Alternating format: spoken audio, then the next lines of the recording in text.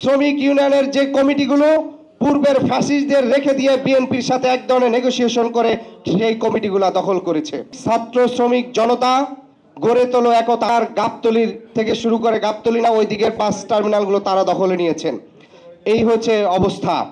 আমরা যখন শ্রমিক সংগঠনগুলো ফ্যাসিবাদের সময় যারা দায়িত্বে ছিল তাদের পরিবর্তনের আহ্বান জানিয়েছি।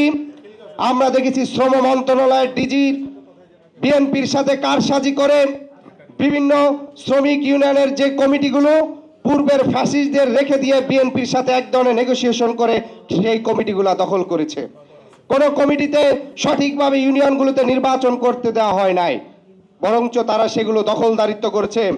অতএব এই রাষ্ট্রে যদি শ্রমিকদের অধিকার প্রতিষ্ঠিত করতে হয় তাহলে ছাত্র শ্রমিক জনতা গড়ে তোলো একতা, আমরা যে স্লোগান দিয়েছি সেই ছাত্র শ্রমিক এবং জনতার মাঝে একটি ভ্রাতৃত্ব গড়ে তুলতে হবে।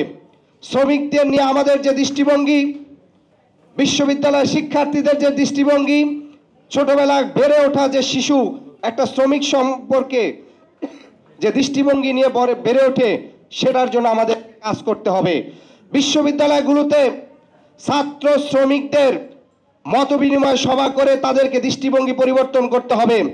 কারণ আপনারা দেখবেন কিছুদিন পর পরই শিরোনাম হয় যে জাহাঙ্গীরনগর বিশ্ববিদ্যালয় অত বাস আটক, ঢাকা বিশ্ববিদ্যালয়ের শিক্ষার্থীদের সাথে অমুক বাস কোম্পানির হাতাহাতি।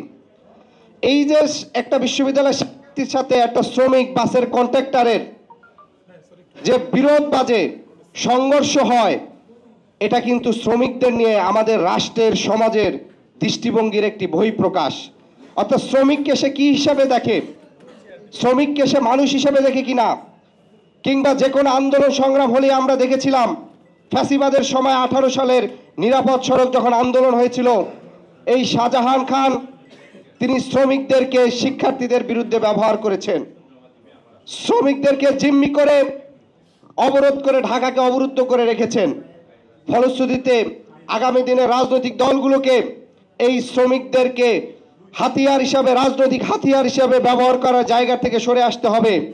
বাংলাদেশের যেসব জায়গাগুলো শ্রমিক ঘন এলাকা, সেই জায়গাগুলোতে রাষ্ট্রীয়ভাবে নীতি নির্ধারণ করতে হবে। সেগুলো পরিচালনার ক্ষেত্রে সেগুলোকে শুধুমাত্র রাজনৈতিক দলের শ্রমিক নেতাদের কাছে ইজারা না দিয়ে বরং রাষ্ট্রীয়ভাবে তাদের জীবনমান রক্ষা, সঠিক সেবা এবং সবকিছু নিশ্চিত করতে হবে।